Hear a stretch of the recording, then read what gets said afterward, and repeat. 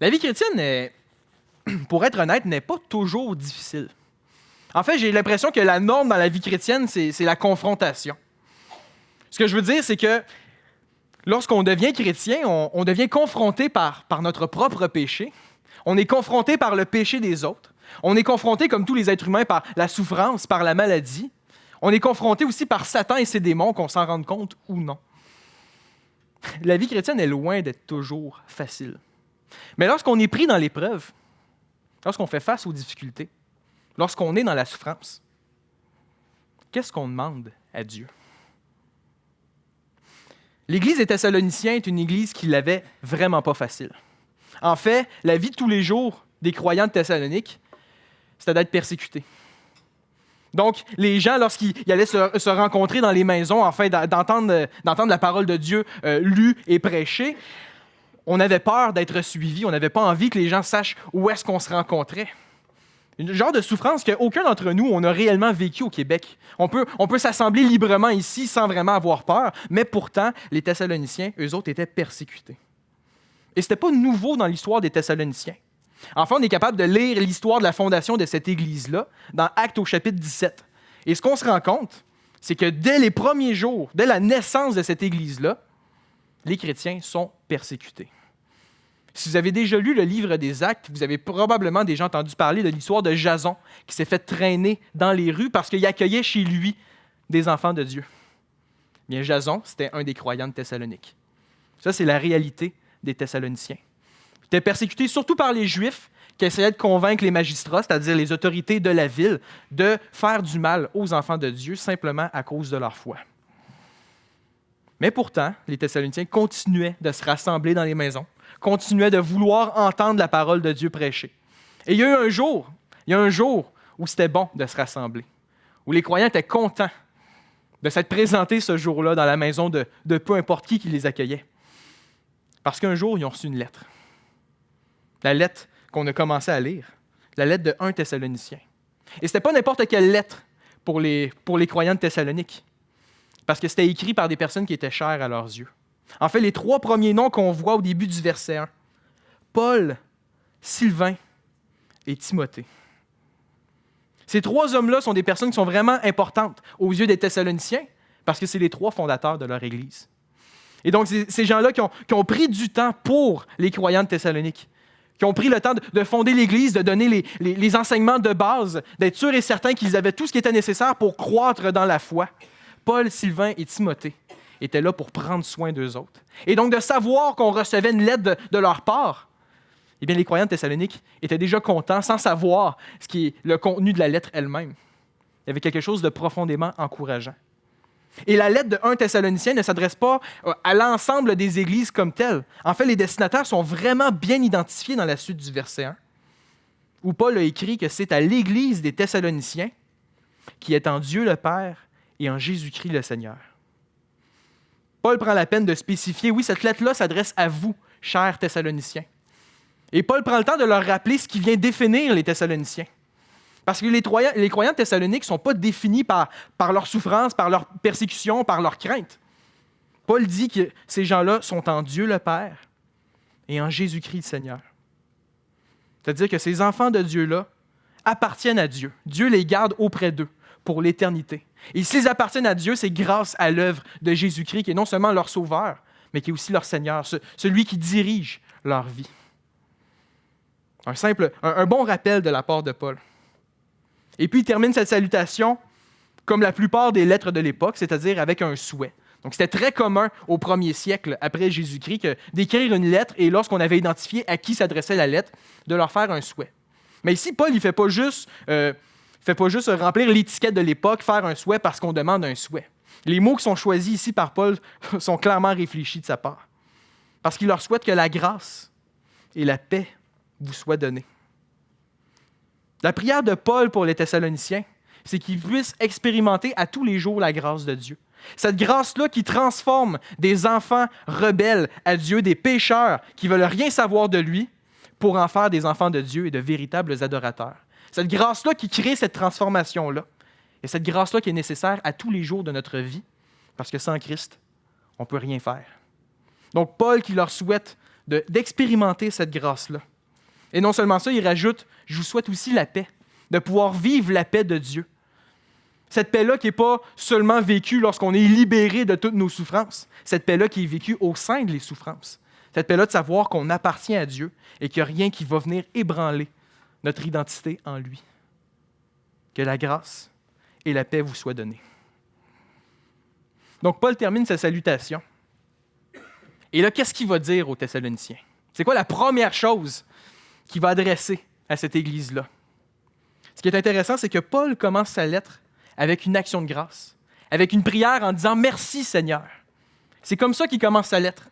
En fait, le chapitre 1 au complet est une longue action de grâce. Et il y a certains commentateurs qui vont dire que cette action de grâce déborde jusqu'au début du chapitre 3. Donc, une méga grosse action de grâce de la part de Paul. Paul dit « Merci Seigneur ». À travers le court texte qu'on a lu ce matin et qu'on va étudier un peu plus profondément, on est capable d'identifier au moins 2 raisons qui motivent Paul à faire cette prière-là à Dieu. 2 raisons d'action de grâce. La première qu'on va voir, c'est que Paul, en quelque sorte, est en train de dire « Merci Seigneur pour les fruits que tu produis dans la vie des Thessaloniciens. » Et après ça, on va voir que Paul va dire « Merci Seigneur pour la vie que tu as produite dans les Thessaloniciens. » Et à travers notre étude de ces 2 raisons-là qui motivent Paul à faire cette action de grâce-là, ma prière, c'est qu'on puisse reconnaître que tous les enfants de Dieu, peu importe les circonstances qu'ils vivent, peuvent rendre grâce à Dieu. À cause des mêmes raisons qui motivent Paul à le faire pour les Thessaloniciens. Donc, commençons avec cette première raison. Paul qui dit « Merci Seigneur pour les fruits que tu produis. » En fait, si on commence le verset 2, voici ce que Paul a écrit. « Nous rendons continuellement grâce à Dieu pour vous tous. » Je ne sais pas pour vous, mais moi, la première fois que j'ai lu ça, il y a un mot qui est venu attirer mon attention. Je ne sais pas c'est quoi le vôtre pour vous. Moi, c'est continuellement. Nous rendons continuellement grâce à Dieu pour vous. Ça vient attirer mon attention parce qu'à la première lecture, c'est comme si Paul est en train de dire « Moi, Sylvain et Timothée, on ne fait rien d'autre de notre vie à part dire merci Seigneur. » On fait ça continuellement, on fait ça sans cesse. Puis je me dis, ça se peut pas. Ça ne peut pas être ça qu'il veut dire, Paul. Parce que si on fait juste lire le livre des Actes, on se rend compte que Paul, Sylvain et Timothée, des bonhommes qui sont pas mal occupés. Tu as se demander s'ils ont réellement le temps de s'arrêter pour dire merci Seigneur, parce qu'ils n'arrêtent pas de prêcher l'Évangile à gauche, à droite, d'être rejetés par les habitants de la ville, d'être rejetés par les Juifs, d'être persécutés. Et là, ces 3 bonhommes-là disent « Nous rendons continuellement grâce à Dieu pour vous. » Alors, qu'est-ce que Paul veut réellement dire? Et dans le contexte du passage, la fin du verset est importante pour comprendre le sens du mot « continuellement ». Paul a écrit « Oui, nous rendons continuellement grâce à Dieu pour vous tous, faisant mention de vous dans nos prières. » En d'autres mots, lorsqu'on prie pour vous, à toutes les fois, on rend grâce à Dieu. Que ce soit qu'on soit en train de prier et qu'on pense à vous, ou qu'on soit en train de prier intentionnellement pour vous, à toutes les fois qu'on fait mention de vous dans nos prières, on n'a pas le choix de s'arrêter pour dire « Merci Seigneur ». Donc le sens de continuellement ne veut pas dire qu'ils font ça sans arrêt, comme s'il n'y avait aucune autre vie. Ça signifie plutôt le sens de constance. Constamment, on va dire « Merci Seigneur pour vous ». On rend grâce à Dieu à toutes les fois qu'on fait mention de vous dans nos prières. Et là, Paul prend la peine d'expliquer pourquoi. Et dans le verset 3, on est capable d'identifier la première raison qui motive Paul, Sylvain et Timothée de rendre grâce à Dieu. Dans le verset 3, on voit un thème qui revient souvent dans les lettres de Paul. La triade des vertus chrétiennes, plus connue sous les noms de la foi, l'amour et l'espérance. Mais Paul n'est pas en train de dire qu'il rend grâce à Dieu pour la foi des Thessaloniciens, pour l'amour des Thessaloniciens et pour leur espérance. Paul est plus précis que ça. Si on relit le verset 3, Paul a écrit « Nous rappelant sans cesse l'œuvre de votre foi, le travail de votre amour et la fermeté de votre espérance en notre Seigneur Jésus-Christ devant Dieu notre Père. » On prend le temps de comprendre chacun de ces 3 morceaux-là. Alors d'abord, Paul rend grâce à Dieu pour l'œuvre de la foi des Thessaloniciens. En d'autres mots, Paul est reconnaissant envers Dieu. Paul rend grâce à Dieu parce que la foi des Thessaloniciens les pousse à faire de bonnes œuvres. Quand on parle de l'œuvre de la foi, c'est que les Thessaloniciens font des choses qui sont agréables aux yeux de Dieu à cause de leur foi. Donc, quand Paul a entendu parler de ce qui se passe à Thessalonique, il se rend compte, oui, ces bonnes actions-là que les Thessaloniciens font, c'est à cause de leur foi en Dieu. Parce qu'ils croient en un Dieu qui a été bon envers eux. C'est comme si la réponse raisonnable, c'est d'être bon envers notre prochain. Donc, merci Seigneur pour l'œuvre de votre foi. Et là, attention, Paul n'est pas en train de dire que pour avoir la foi, il faut faire des bonnes œuvres. Ça, c'est de changer le sens des mots de Paul. En fait, Paul n'a jamais enseigné ce genre d'enseignement-là, qu'il faut faire des bonnes œuvres afin d'obtenir la foi. Paul rejette ça au plus haut point. Et pour être sûr qu'on ne soit pas mélangé avec cette idée-là, je vous invite à revenir quelques pages en arrière. Gardez un doigt dans 1 Thessaloniciens et tournez avec moi dans Éphésiens au chapitre 2. Dans Éphésiens au chapitre 2, Paul fait une distinction claire. La différence entre les œuvres et la foi dans la vie chrétienne. Parce que c'est deux choses qui sont bien distinctes. Et pourtant, les œuvres et la foi viennent ensemble. Donc là, ça peut être extrêmement mélangeant, mais selon moi, au chapitre 2 d'Éphésiens, Paul est vraiment clair pour faire la distinction entre les deux et montrer le lien entre les deux. Des versets qui sont super connus. Si vous ne connaissez pas ces versets-là, ça vaut la peine de les apprendre parce qu'ils sont vraiment clairs et c'est vraiment utile lorsqu'on lit la parole de Dieu. Donc, on est dans Éphésiens chapitre 2, et je vais lire les versets 8 à 10, en faisant quelques pauses afin qu'on comprenne bien ce que Paul est en train de dire ici. Au verset 8, Paul a écrit aux Éphésiens « Car c'est par la grâce que vous êtes sauvés, par le moyen de la foi. » Paul est en train de dire « Si vous êtes sauvés, c'est au moyen de votre foi en Jésus-Christ. C'est parce que vous avez cru en l'œuvre parfaite du Seigneur et Sauveur. C'est une grâce. Ce n'est pas quelque chose que vous méritez. C'est une grâce. » Et Paul, pour taper le clou encore une fois, termine le verset 8 en disant « Et cela ne vient pas de vous, c'est le don de Dieu. » Donc c'est vraiment par la foi seule qu'on est sauvé. Et les œuvres là-dedans, est-ce qu'il faut que je fasse quelque chose? Oui, je crois en Dieu, mais qu'est-ce qu'il faut que je fasse en plus? Non. Vous n'avez pas compris.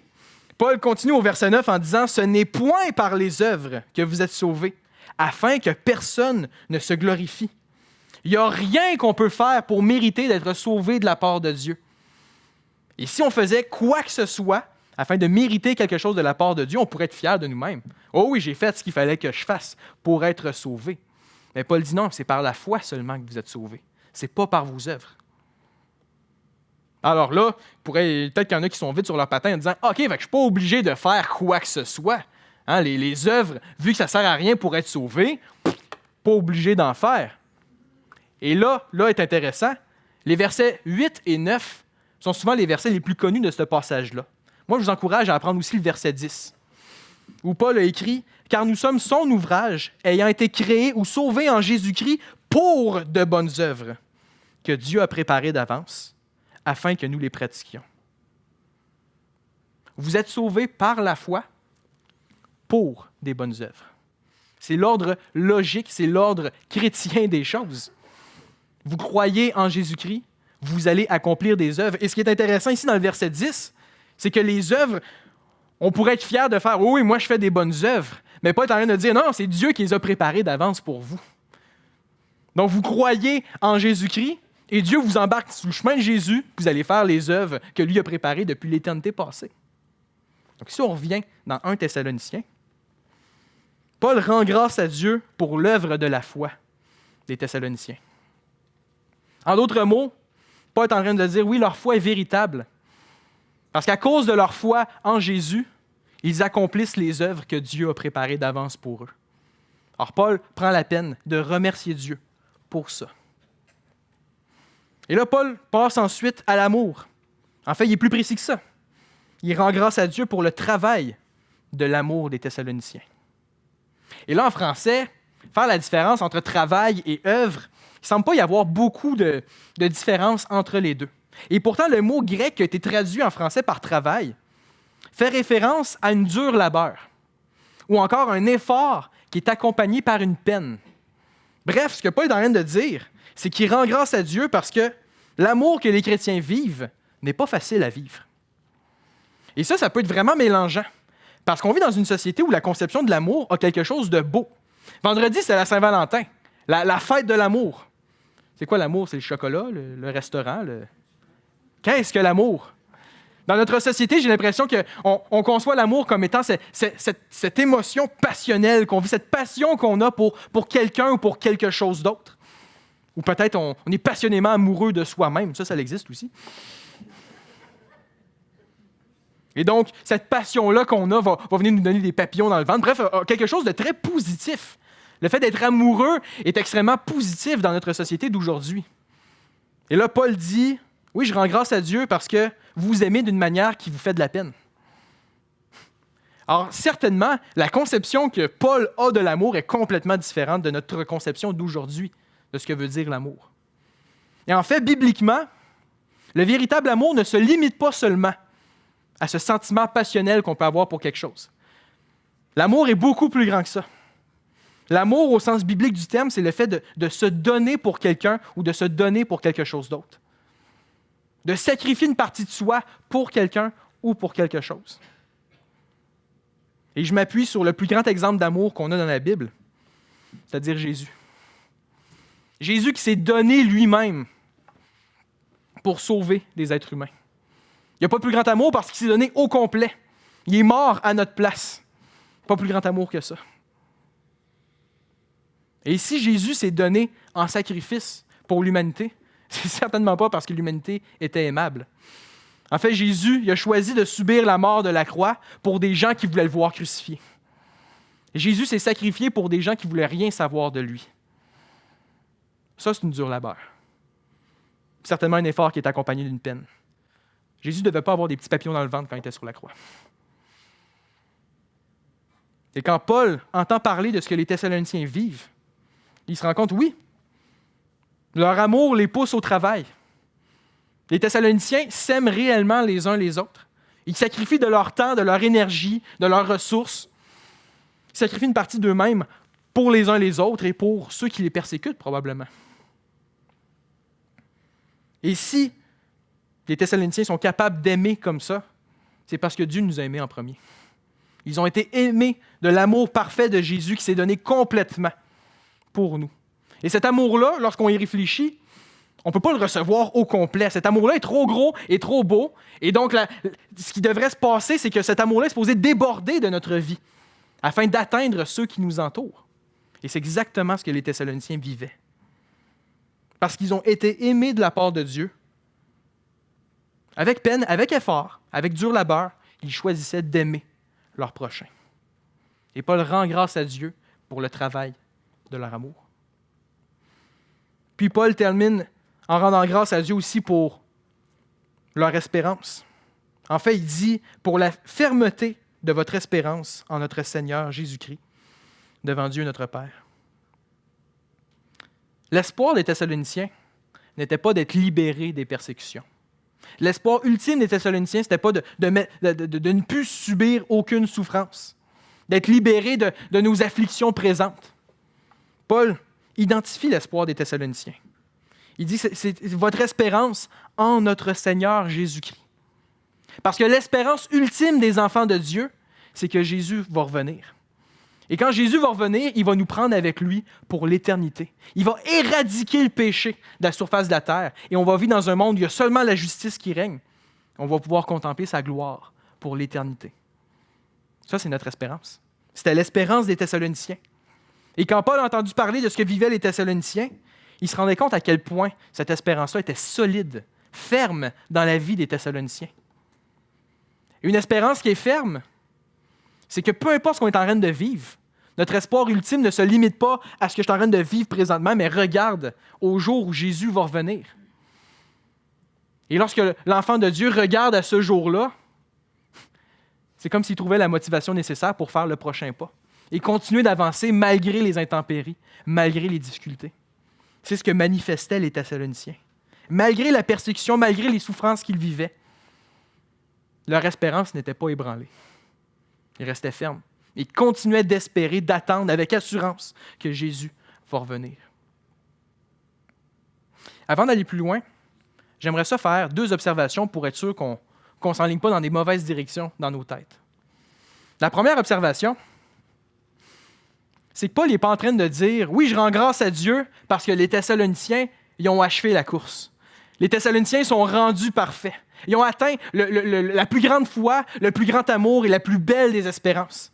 Les Thessaloniciens, ils n'ont plus rien à apprendre. » C'est pas ça que Paul est en train de dire. En fait, la preuve, c'est que dans le restant de l'Épître, Paul a encore plusieurs choses à apprendre aux Thessaloniciens. Il doit non seulement corriger leur compréhension des Écritures, mais il doit aussi corriger certains comportements. Les Thessaloniciens ne sont pas rendus. Ils n'ont pas achevé la course. Mais ce que Paul est en train de faire ici, c'est qu'il rend grâce à Dieu parce que manifestement, les Thessaloniciens sont en route vers la fin de la course. Ils sont en train d'être transformés. Il y a des fruits qui sont visibles dans leur vie qui montrent qu'effectivement se dirigent de plus en plus vers Jésus. Donc, l'action de grâce de Paul ne se fait pas au moment où les Thessaloniciens ont atteint la perfection. Mais simplement, Paul rend grâce parce qu'ils sont en chemin vers la perfection. La deuxième observation que je veux faire, Paul n'est pas en train de féliciter les Thessaloniciens.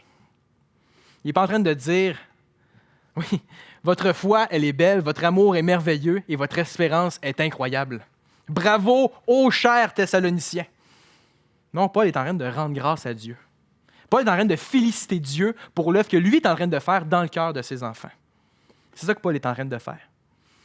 Les Thessaloniciens n'ont aucun mérite que d'avoir une foi qui les pousse aux bonnes œuvres, que d'avoir cet amour-là qui fait en sorte qu'ils vont se sacrifier les uns pour les autres, et cette espérance-là qui leur permet de persévérer malgré les difficultés.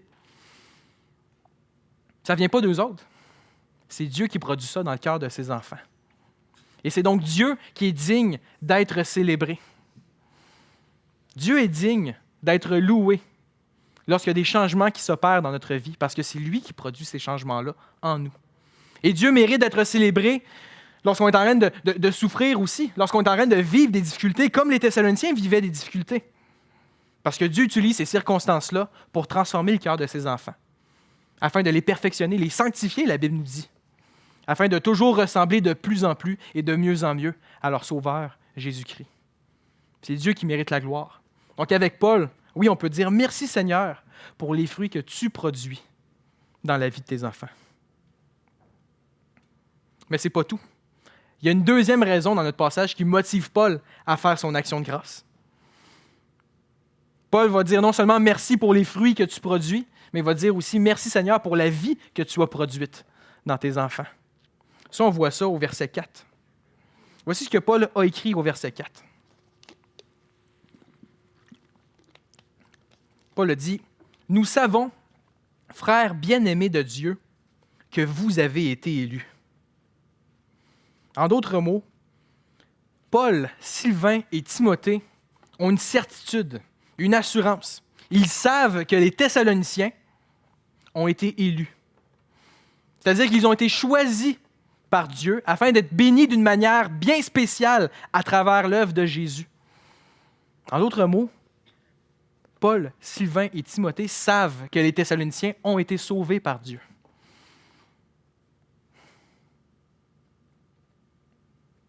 Vous avez été élus. Pourquoi? Parce que les Thessaloniciens, ils avaient fait les bonnes choses. Ils méritaient d'être sauvés de la part de Dieu? Non. En fait, il y a une expression au cœur du verset 4 qu'il ne faut vraiment pas négliger, où Paul dit « Oui, nous savons, frères bien-aimés de Dieu. » Paul est en train de dire aux Thessaloniciens « On sait que vous êtes nos frères, on sait que vous êtes co-héritiers avec Christ, on sait que vous avez été sauvés par Dieu. Vous êtes nos frères bien-aimés de Dieu. Dieu vous aime d'une manière particulière. Et le plus grand amour que Dieu peut nous manifester, c'est de nous sauver en Jésus-Christ. Et nous savons que Dieu vous a aimés comme ça. Nous savons que Dieu vous a élus. Et on rend grâce à Dieu pour ça, parce que c'est son œuvre dans votre vie. Qu'est-ce qui vient donner autant de certitude à ces 3 bonhommes-là? Pourquoi est-ce qu'ils sont si sûrs? On pourrait penser que ce qui leur donne autant d'assurance, ce qui leur donne autant de certitude, c'est les fruits qui sont visibles dans la vie des Thessaloniciens. On vient de parler de leur foi, leur amour, leur espérance. Des preuves qui peuvent être convaincantes pour certains. Mais Paul, au verset 5, s'en va complètement ailleurs. Paul, en fait, va se concentrer sur, se rappelle plutôt, comment est-ce que l'Évangile a été communiqué aux Thessaloniciens. Comment est-ce que la bonne nouvelle a été reçue chez eux. C'est ça qui lui donne autant d'assurance. Donc, regardons ce que Paul veut dire. Au début du verset 5, Paul a écrit « Parce que notre Évangile ne vous a pas été prêché en parole seulement. » On va arrêter ici. Parce que ce que Paul est en train de dire est extrêmement fort dans le contexte gréco-romain de l'époque. Les Thessaloniciens sont influencés par une culture grecque. Les Grecs, eux autres, donnaient beaucoup de place aux philosophes. Les philosophes qui regardaient le monde qui les entourait et qui avaient une certaine idée de comment devait fonctionner le monde, qu'est-ce que les êtres humains devaient faire pour bien vivre dans le monde. Ce qui est drôle, c'est que les philosophes ne s'entendent pas tous sur qu'est-ce qu'il faut faire pour réellement bien vivre dans le monde. Donc, dans une culture grecque, à cette époque-là, c'est comme s'il y avait un buffet de philosophie qui était offert aux Thessaloniciens, à tous ceux qui vivaient dans l'Empire romain de l'époque. Et donc, on pouvait aller choisir la philosophie qui nous faisait le plus de bien et d'essayer de vivre en conséquence de cette philosophie-là. Tous les choix étaient devant nous. C'était un ensemble de paroles seulement qui étaient présentées. C'est aux individus à faire le choix. Et non seulement ça, les Thessaloniciens aussi sont influencés par la culture grecque romaine de l'époque. Les Romains, eux autres, adoraient plusieurs dieux. Et en fait, ils n'avaient pas peur d'ajouter des dieux dans leur mythologie, parce que lorsqu'ils allaient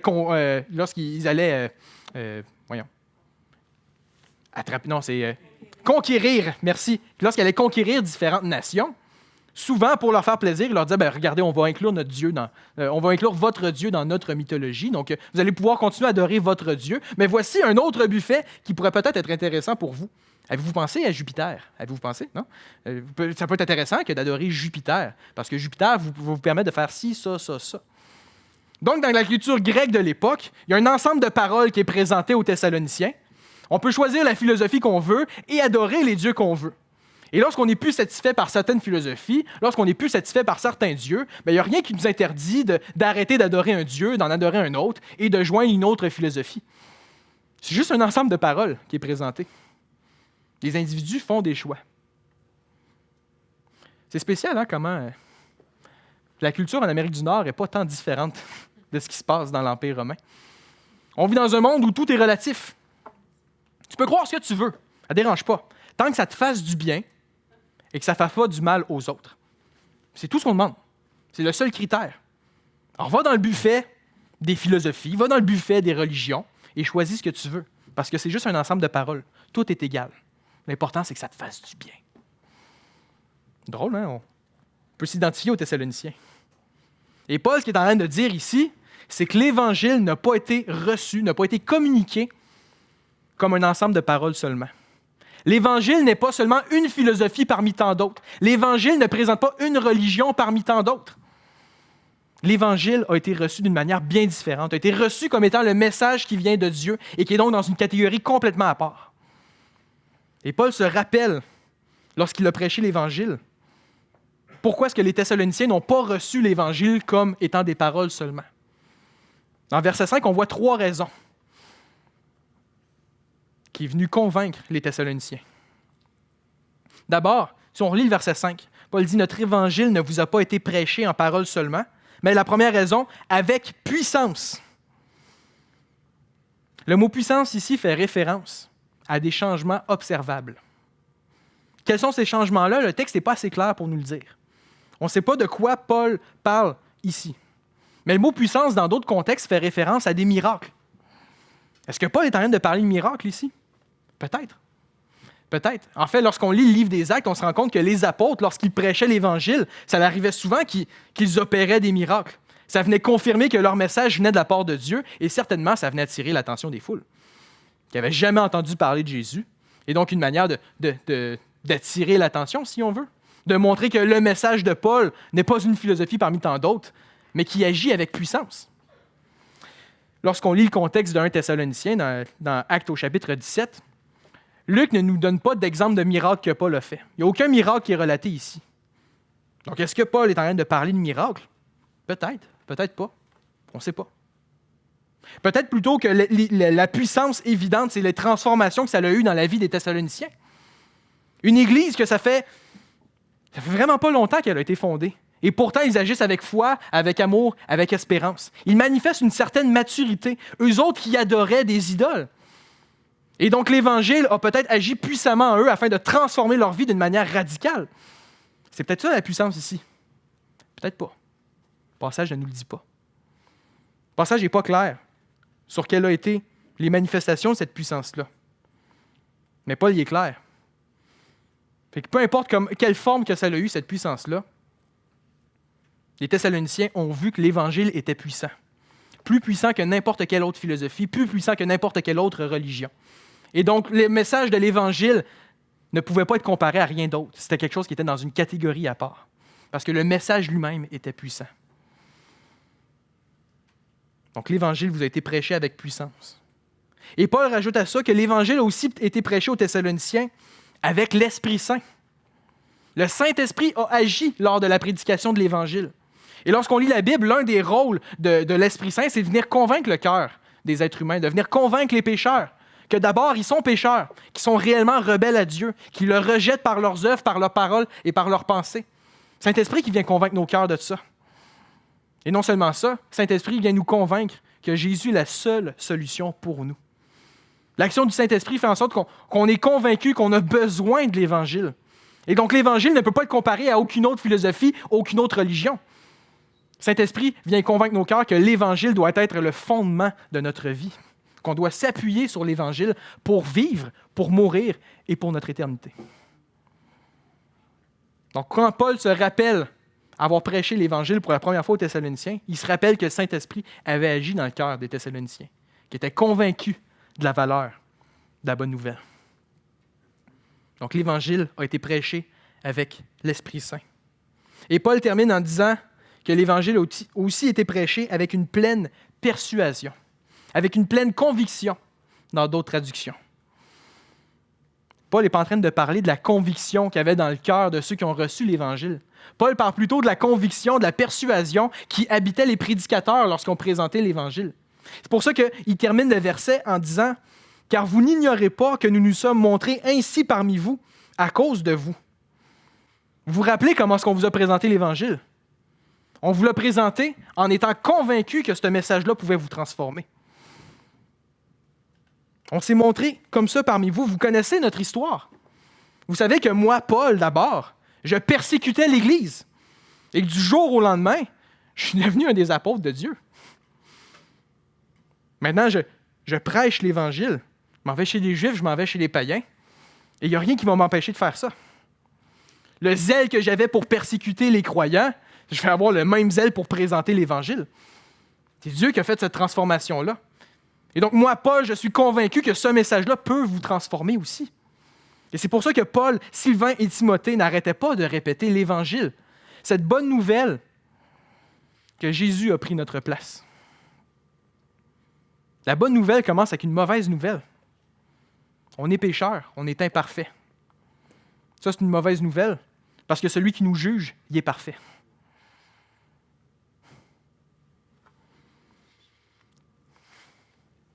Et donc, la bonne nouvelle, c'est que Jésus a pris notre place.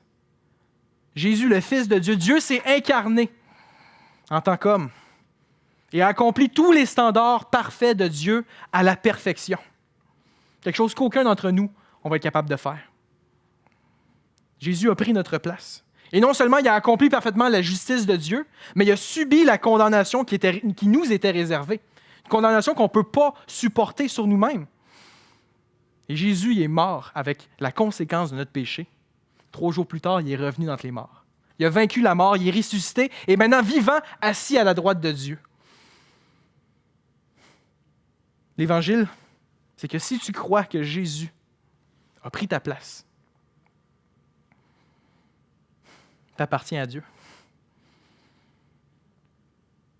Paul, Sylvain et Timothée, lorsqu'ils communiquaient l'Évangile aux Thessaloniciens, je ne sais pas pourquoi, mais à ce moment-là, ils étaient persuadés que le message n'allait pas revenir sans effet, que le message allait transformer la vie de ceux qui l'entendaient. Donc Paul, en se rappelant comment l'Évangile a été communiqué aux Thessaloniciens, ça lui donne l'assurance que les croyants de Thessalonique appartiennent réellement à Dieu, qui ont réellement été sauvés, qui ont reçu cette vie-là nouvelle de la part de Dieu. Maintenant, Paul n'est pas en train de dire que c'est l'expérience que tous les croyants doivent vivre. Parce que ce n'est pas l'expérience de tous les croyants.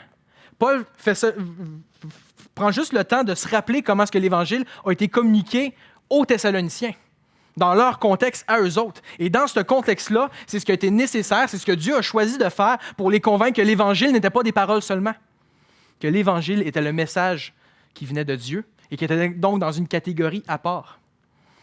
Donc si on réfléchit à notre vie, peut-être que ces trois caractéristiques-là, c'est peut-être pas l'ensemble de ces caractéristiques-là qui est notre témoignage, qui est notre histoire à nous autres. Mais tous les enfants de Dieu ont quelque chose en commun. C'est qu'à nos yeux, l'Évangile, ce n'est pas juste des paroles. L'Évangile, c'est le message sur lequel on s'appuie pour vivre, pour mourir et pour notre éternité. C'est le fondement de notre vie. Et peu importe c'est quoi le moyen que Dieu a choisi de nous révéler ça, du moins on reconnaît une chose, c'est qu'on a été convaincus que ce message-là est dans une catégorie à part. Et l'une des preuves, c'est non pas qu'on devient parfait, mais que le Saint-Esprit qui nous ramène sans cesse à l'Évangile.